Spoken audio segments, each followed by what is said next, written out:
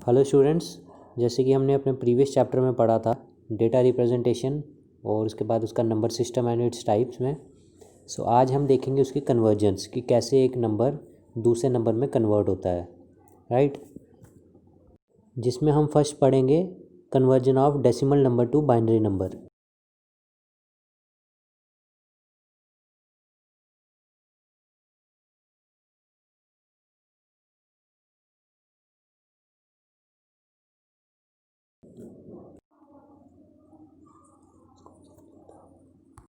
हम एक एग्जांपल लेंगे एक डेसिमल नंबर की, जिसको हम कन्वर्ट करेंगे बाइनरी फॉर्म में। एक डेसिमल नंबर 17 ले लेते हैं, जिसको हम कन्वर्ट करेंगे बाइनरी फॉर्म में, राइट।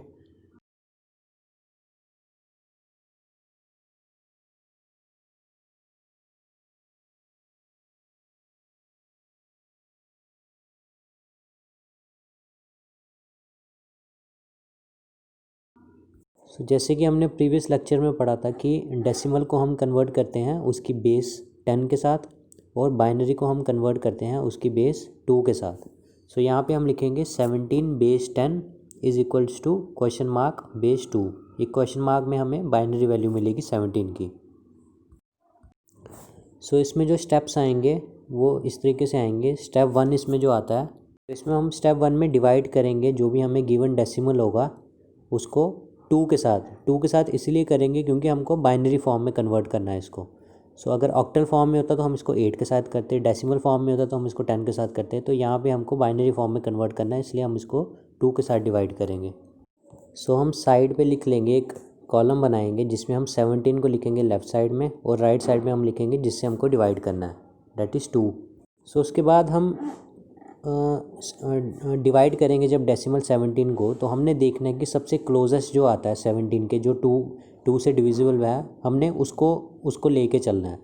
हमको 17 से ज़्यादा नहीं जाना है, हमको 17 से कम ही रहना है, और जो कि 2 से डिविजिबल हो जाए, और जो भी उसका रिमाइंडर रहेगा उसको हम एक लेफ़्ट साइड में, उसके सबसे लेफ़्ट साइड उसको हम राइट साइड में लिखेंगे, ताकि हमको वो याद रहे एज रिमाइंडर्स जो भी उसके निकलेंगे, लाइक ज़ीरोज़ एंड वनज़ हैं, वो हम साइड में लिखेंगे। तो इस केस में क्या होगा कि 2 8 16 होता है, तो 1 उसका रिमाइंडर आता है, तो उसको 1 हम साइड पे लिख लेंगे। इसके बाद हमारा आता है नेक्स्ट स्टेप 2। स्टेप 2 में हम क्या करेंगे, जो अब हमारा जो न्यू डिविडेंड जो आ गया 8, यानी कि 8 जो हमारा प्रीवियस जिसके साथ डिवाइड हुआ था, अब हम उस 8 को डिवाइड करेंगे 2 के साथ, और देखेंगे कि कोई रिमाइंडर आ रहा है कि नहीं आ रहा है। अगर रिमाइंडर आ रहा होगा तो 1 लिखेंगे, अगर नहीं आ रहा होगा तो 0 लिखेंगे, राइट। इस केस में इस केस में जो 8 है वो कम्प्लीटली डिविजिबल है 2 के साथ, इसलिए यहाँ पे हमारा रिमाइंडर 0 आएगा।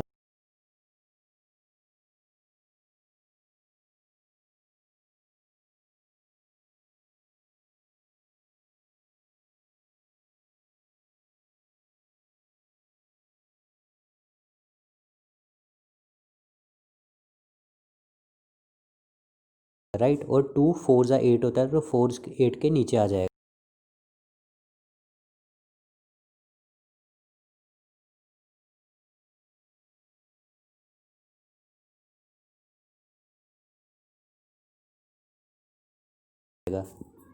उसके बाद आता है स्टेप 3। तो जैसे कि हमने स्टेप 2 में देखा था कि हमने जो भी इसका 8 न्यू नंबर आया था उसको डिवाइड किया था 2 के साथ। अब हमारे पास जो न्यू नंबर है वो आ रहा है 4। तो अब हम इस 4 को भी डिवाइड करेंगे, और हमें तब तक डिवाइड करना है जब तक हमें डिविडेंड 0 ना हो जाए या 1 ना हो जाए, ठीक है। अब आता है इसमें स्टेप 4, जिसमें हम डिवाइड करेंगे 2 को 2 के साथ, जिसका रिमाइंडर आएगा 1, जिसको हम नीचे लिख लेंगे। स्टेप 4 में हम डिवाइड करेंगे जब 2 को 2 के साथ, तो इसका रिमाइंडर आएगा 0, और नीचे आएगा 1, क्योंकि 2 1 ज़ा 2, तो इसलिए बचा 1।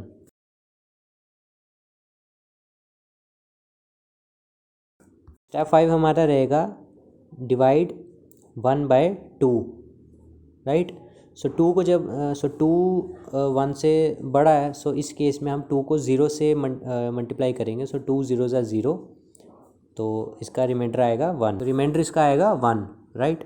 अब जैसे कि आप देख सकते हो कि 0 हमारा लास्ट में प्रोड्यूस हो चुका है।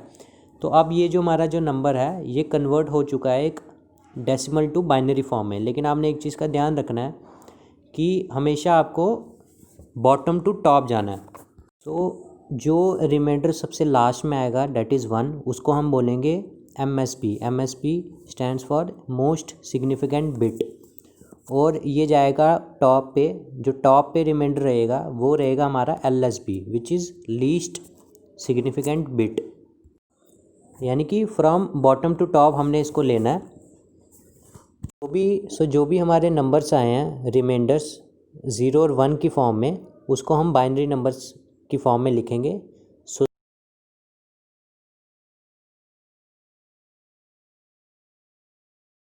17 डेसिमल का बाइनरी फॉर्म क्या रहेगा 10001, राइट। सो ये था हमारा आंसर। सो बस आपको स्टूडेंट्स क्या याद रखने हैं, ये स्टेप्स जो होते हैं, जैसे कि स्टेप 1 में आप देख सकते हैं divide decimal by 2, then divide step 2 में divide 8 by 2, divide 4 by 2, divide 2 by 2, divide 1 by 2। So हम तब तक इसको डिवाइड करेंगे जब तक हमारे पास 0 प्रोड्यूस नहीं हो जाता एज ए डिविडेंड। और जो भी इसके रिमाइंडर्स रहेंगे वो हम साइड पे रफली लिखते जाएंगे। और जो सबसे लास्ट में रिमाइंडर जो आएगा उसको हम लिखेंगे MSB which is most significant bit. और जो सबसे टॉप पे रहेगा वो रहेगा LSB लीस्ट सिग्निफिकेंट बिट। और ये हमेशा बॉटम टू टॉप की फॉर्म में आप आंसर में लिखेंगे, राइट। सो ये सबसे मेन चीज़ थी इसमें। सो अब हम एक और एग्जांपल करेंगे जिसमें अगेन एक डेसिमल नंबर होगा और उसको हम कन्वर्ट करेंगे बाइनरी नंबर में। सो एग्जांपल 2 आएगी इसकी, convert 28 decimal to its binary equivalent form, right. So दोबारा से हम वही स्टेप्स फॉलो करेंगे। सो सबसे पहले हम 28 लिखेंगे एंड देन इसको डिवाइड करेंगे 2 के साथ। 2 के साथ क्यों करेंगे, क्योंकि डेसिमल में कन्वर्ट करना है हमने इसको, राइट। सो 2 के साथ जब हम इसको डिवाइड करेंगे तो इसका रिमाइंडर आएगा 0, क्योंकि 2 14 28 होता है। तो ये कम्प्लीटली जब डिवाइड हो गया तो हमने इसको रिमाइंडर लिखना है 0, राइट। अगेन हम डिवाइड करेंगे 2 से 14 को। सो ये भी कम्प्लीटली डिविजिबल है 2 के साथ विच इज़ 2 7 14, और इसमें भी रिमाइंडर आएगा आपका 0। सो अगेन हम 7 को डिवाइड करेंगे 2 के साथ, बट इस केस में हमारे पास एक रिमाइंडर आता है विच इज़ 1, 2 3 6, और रिमाइंडर 1 बचता है, तो हम उसको राइट साइड पे लिख लेंगे, राइट। सो अगेन हम 3 को डिवाइड करेंगे 2 के साथ। सो इस केस में भी एक रिमाइंडर आएगा 1, और 2 1 2, डिवाइड करेंगे 2 से।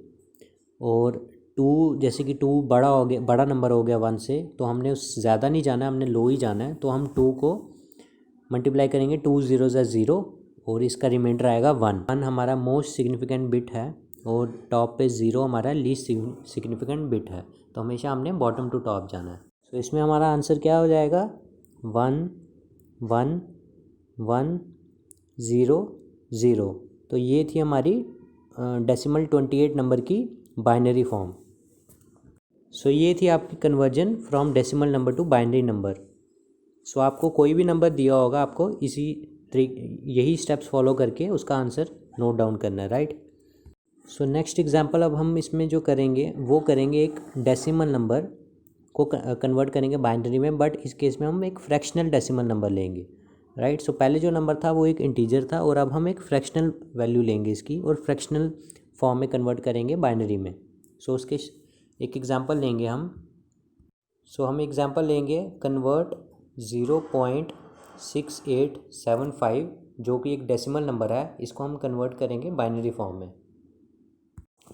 सो फ्रैक्शन के केस में क्या होगा कि जो भी हमारा फ्रैक्शनल वैल्यू है विच दैट इज़ अवर 0.6875, इसको हम मल्टीप्लाई करेंगे 2 के साथ, ताकि हम इसको बाइनरी में कन्वर्ट कर सकें, राइट। सो इसको कैलकुलेट करके हमको मिलेगा 1.3750। सो जो भी वैल्यू हमारी लेफ़्ट साइड में होगी विच इज़ 1, उसको हम लेफ़्ट साइड में लिख लेंगे, और हम उसको साइड पे 1 लिखने के बाद जो भी उसकी 1 के बाद वाली डेट इज़ 0.375 जो हमारी फ्रैक्शनल वैल्यू जो बच जाएगी उसको हम दोबारा से नीचे स्टेप में मल्टीप्लाई करेंगे 2 के साथ।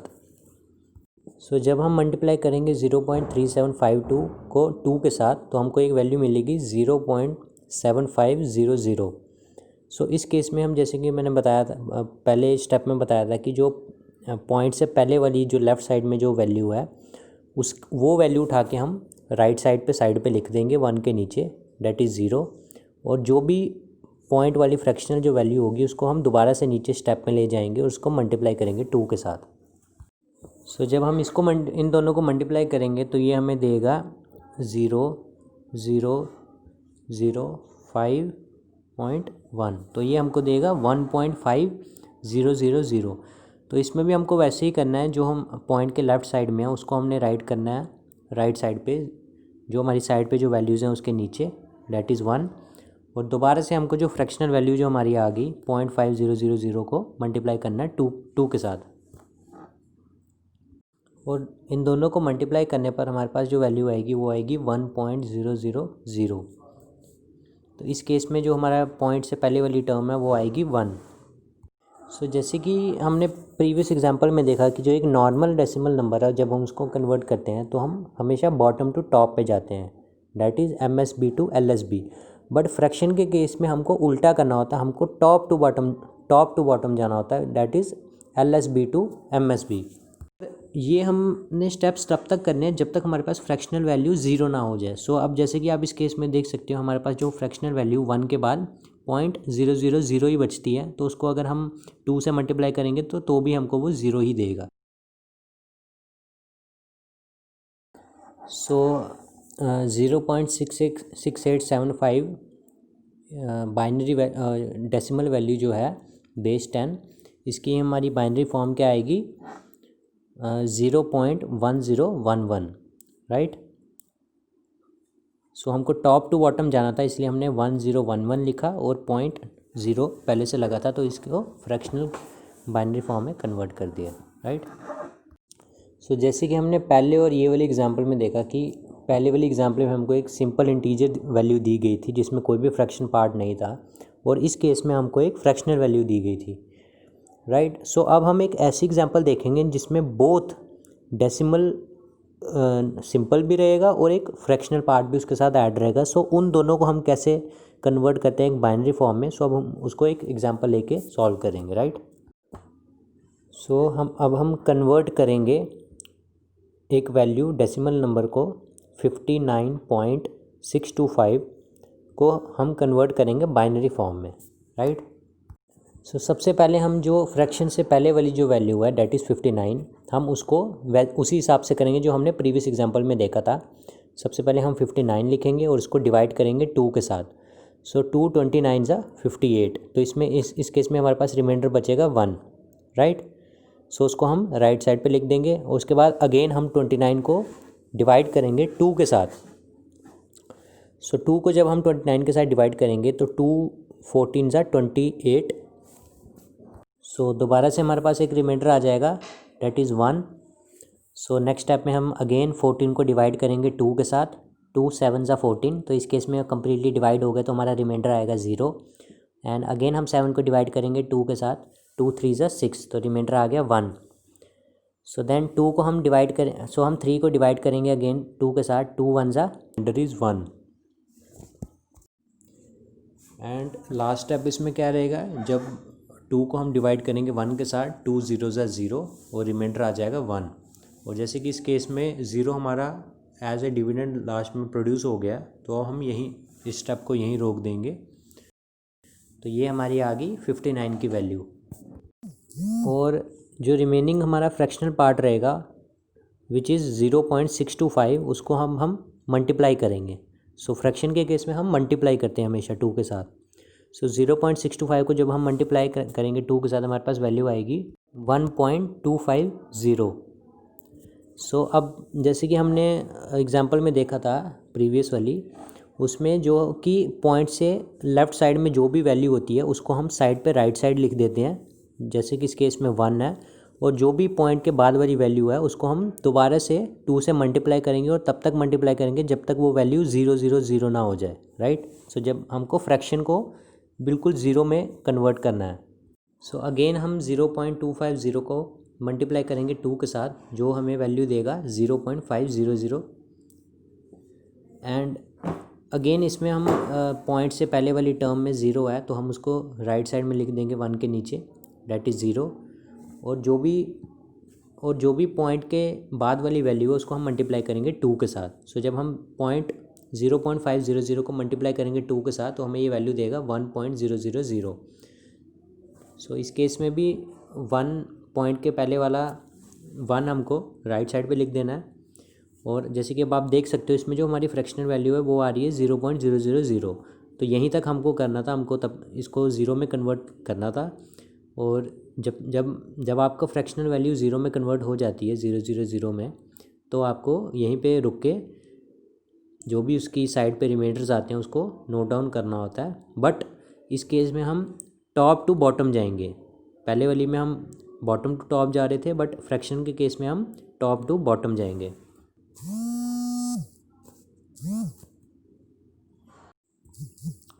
सो अब हम नोट डाउन करेंगे 59 की वैल्यू को, जो कि था हमारा बॉटम टू टॉप हमको जाना है 1 1 1 0 1 एंड 1, राइट। सो ये थी हमारी 59 की वैल्यू। और फ्रैक्शन की हमारे पास क्या वैल्यू आई फ्रॉम टॉप टू बॉटम में 1 0 1। सो अब हम इसको एक साथ लिखते हैं जोड़ के, विच इज़ हमारा जो डेसिमल नंबर था 59.625 base 10 is equals to.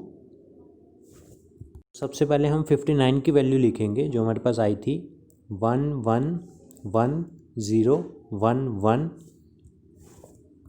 Then उसके बाद point which is fraction part हमारा जो आ जाएगा 1 0 1, जो भी हमारी 0.625 की वैल्यू आई थी।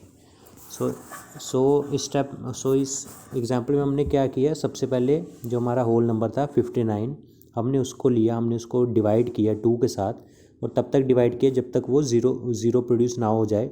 हमने उसके रिमाइंडर साइड पे लिखे, राइट। सो उसके बाद हमने अपनी फ्रैक्शनल वैल्यू ली 0.625 और उसको तब तक मल्टीप्लाई किया 2 के साथ जब तक उसकी फ्रैक्शन वैल्यू 0 ना हो जाए। सो जब हमने और उसके बाद हमने इसको एंड में इसका जब आंसर लिखना है उसमें हमने एक पूरा नंबर लिख के 59.625 उसको हमने सबसे पहले 59 की वैल्यू लिखनी है विच इज़ 1 1 1 0 1 1, फिर पॉइंट डाल के फ्रैक्शन वाली पार्ट की वैल्यू लिखनी है 1 0 1। तो ये था हमारा answer. So I hope students आपको decimal number to binary form समझ आ गई होगी। सो इसके बाद हम अपनी नेक्स्ट कन्वर्जन करेंगे नेक्स्ट